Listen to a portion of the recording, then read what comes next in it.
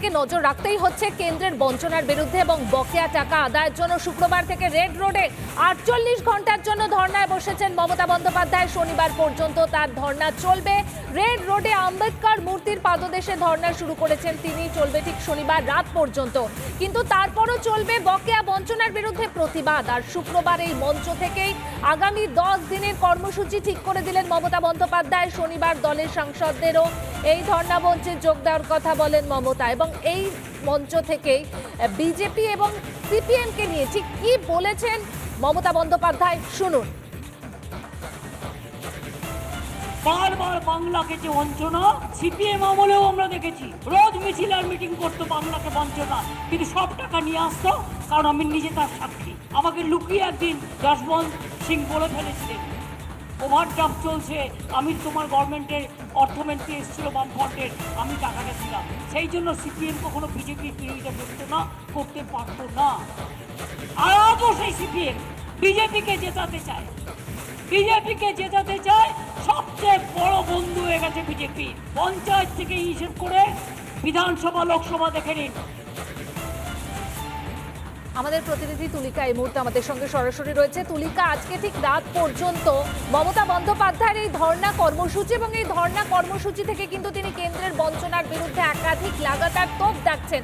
আজকের ছবিটা ঠিক কি সকালবেলায় রয়েছে, তোমার কাছ থেকে বিস্তারিত জানতে চাইবো।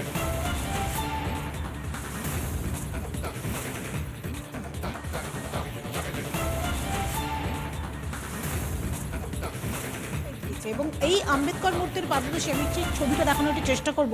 তুমি দেখতে পাচ্ছ এই সেই মঞ্চে যারা তৃণমূল কংগ্রেসের যারা কর্মীরা রয়েছেন, নেতা মন্ত্রীরা রয়েছেন, এবং মুখ্যমন্ত্রী মমতা বন্দ্যোপাধ্যায় কালকেও এখানে ধর্নায় বসেছিলেন, এবং আজকে সকাল হতেই আবারও তিনি এই মঞ্চে ধর্নায় বসবেন। কিন্তু তার আগের সকালের যে ছবি তুমি দেখতে পাচ্ছ, একাধিক যারা পুলিশ আধিকারিকরা রয়েছেন তারা কিন্তু এসে উপস্থিত হয়েছেন।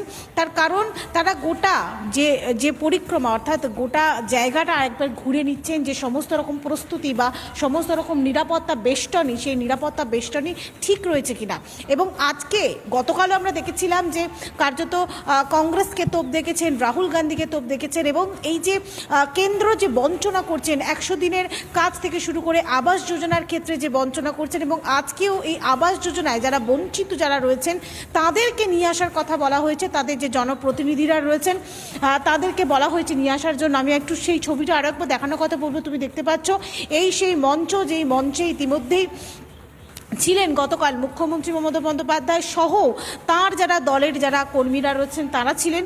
এবং এই মঞ্চ থেকেই গতকালই 10 দিনের কর্মসূচি, অর্থাৎ যেহেতু 48 ঘন্টা, আজকে রাত পর্যন্ত সেই ধর্না কর্মসূচি রয়েছে, এবং কালকে থেকে অর্থাৎ 4 ফেব্রুয়ারি থেকে 13 ফেব্রুয়ারি পর্যন্ত একাধিক কর্মসূচি রয়েছে। অর্থাৎ বিভিন্ন জায়গায় 4 ফেব্রুয়ারি যেরকম যুব তৃণমূল যে রয়েছে, যুব তৃণমূলের পক্ষ থেকে কর্মসূচির দায়িত্ব দেওয়া হয়েছে, প্রতিবাদের দায়িত্ব দেওয়া হয়েছে যে কেন্দ্র যেভাবে বঞ্চনা করছে দীর্ঘদিন ধরে বাংলাকে, সে কারণে। এবং 5 ফেব্রুয়ারি যেরকম রয়েছে টিএমসির নেতৃত্বে কর্মসূচি, 6 ফেব্রুয়ারি মহিলা তৃণমূল কংগ্রেস থাকবে, এবং 7 ফেব্রুয়ারি মানস ভূঁইয়া, দোলা সেনের নেতৃত্বে প্রতিবাদ কর্মসূচি থাকবে তৃণমূলের যে শ্রমিক সংগঠন রয়েছে। এবং এইভাবেই 8 ফেব্রুয়ারি এবং 9 থেকে 13 ফেব্রুয়ারি বিভিন্ন জেলা নেতৃত্বকে দেওয়া হয়েছে কর্মসূচির দায়িত্ব। এবং এই যে কর্মসূচি, অর্থাৎ 4 ফেব্রুয়ারি থেকে 13 ফেব্রুয়ারির যে কর্মসূচির দায়িত্ব দিয়েছেন মুখ্যমন্ত্রী, সেটা কিন্তু এই মঞ্চ থেকেই দিয়েছেন। এবং আজকেও যখন এখানে আসবেন, ধর্ণা মঞ্চে আসবেন মুখ্যমন্ত্রী মমতা বন্দ্যোপাধ্যায়, এবং এই যে আবাস দুর্নীতি যারা আবাস, যে আজকে কিন্তু আবাস যোজনার বঞ্চিতরাও যোগ দেবেন ধর্ণা মঞ্চে। তোমাকে আপাতত ধন্যবাদ। অবশ্যই তুমি এই পরিস্থিতির দিকে নজর রাখো, এবং কেন্দ্রের এই বঞ্চনার বিরুদ্ধে যে ধর্ণা মমতা বন্দ্যোপাধ্যায়, তা নিয়ে রাজনৈতিক মহল ঠিক কি বলেছেন বা কি প্রতিক্রিয়া দিয়েছেন, শুনুন একবার।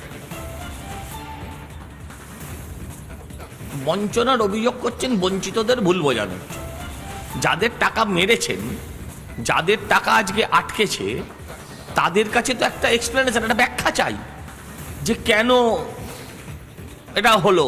তারা যখন জানতে চাইছে, তাদেরকে ভুল বোঝানোর জন্য তিনি ধর্ণা দিচ্ছেন। কেন্দ্রীয় সরকার যখন টাকা দেবে, পাবলিক মানি, তখন তো তার হিসেব চাইতে হবে। আর হিসেব না দিলে টাকা দেবে কেন? 1 কোটি জব কার্ড ভুয়ো বেরিয়েছে, 10 কোটি মানুষের মধ্যে 1 কোটি ভুয়ো জব কার্ড, এবং সেই জব কার্ডে 10 বছর ধরে টাকা উঠেছে। সেই টাকার হিসেব না দিলে কেন টাকা দেবে? তো এতদিন খুশি থাকলেন, তারপরে প্রধানমন্ত্রীর কাছে গেলেন, 10 জনের ডেলিগেশন নিয়ে আলাদা করে প্রধানমন্ত্রীর সাথে কথা বললেন, তারপর এখান থেকে চলে এলেন। একটা কমিটি করলো, কমিটি রিপোর্ট দিল। কোথায় এগুলি সম্পর্কে মানুষের কাছে বক্তব্যটা বলুন। হঠাৎ করে এখন লোকসভার সামনে নির্বাচন, এখন ও বলে দিয়েছি, আরে বলে আমরা পাইনি, অবস্থান করুন না, ধর্ণা দিন না। আপনি তো ধর্ণা দেওয়া মানে কি? আপনি যখন রাজীব কুমারকে অ্যারেস্ট করতে এসেছিল আপনি ধর্ণা দিয়েছিলেন, তারপরে গতবার ধর্ণার নামে আপনি হিসাব নাটক করেছিলেন, এবার ধর্ণা দিচ্ছেন দিন, কিন্তু আপনাকে তো হিসাব দিতে হবে, আপনাকে তো ইউটিলাইজেশন সার্টিফিকেট দিতে হবে। এখানে সমস্ত টাকা, কারণ এখানে মানে হচ্ছে সব লুট হচ্ছে, কমিশন ছাড়া কোনো কাজ হচ্ছে না। যে মুখ্যমন্ত্রী নিজে বলে যে এত পার্সেন্ট আমাকে দিন, এত পার্সেন্ট আপনারা নিন, মিটিংয়ে, ইন্ডোর স্টেডিয়ামে মিটিংয়ে বলছে।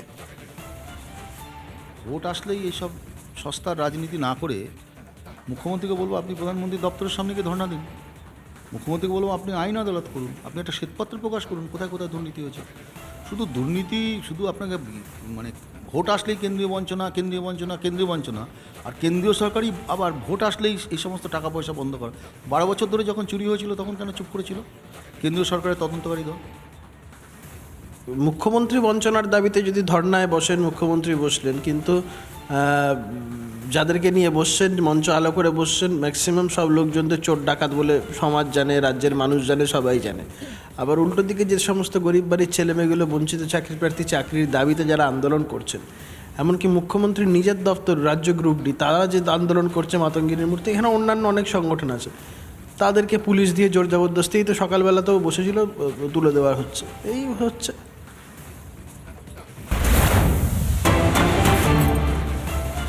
লোকসভা নির্বাচনের আগে 100 দিনের কাজ সহ কেন্দ্রীয় বঞ্চনাকে হাতিয়ার করে ময়দানে নেমেছেন তৃণমূল নেত্রী মমতা বন্দ্যোপাধ্যায়। শুক্রবার থেকে 48 ঘন্টার ধর্ণা কর্মসূচি শুরু করেছেন তিনি। সেখান থেকেই জোট বন্ধু কংগ্রেসকে কড়া আক্রমণ করলেন মমতা।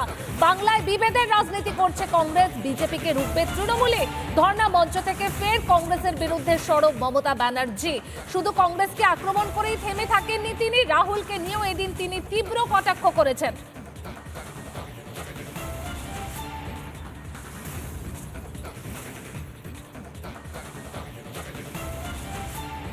প্রথমেই চলে এলো বাংলায়, হিন্দুদের দিচ্ছে সুরসুরি বিজেপি, আর কংগ্রেস সিপিএম দিচ্ছে সুরসুরি মুসলিমদের। ও করবে হিন্দু আর ও করবে মুসলিম, আর আমরা হিন্দু মুসলিম শিখ খ্রিস্টান হয়েও আমরা সব বাদ।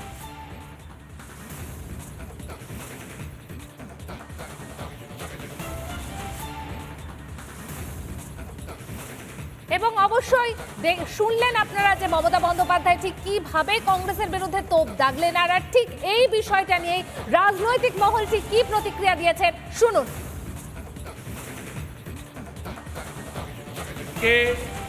তিনি বিড়িখোর বলেছেন।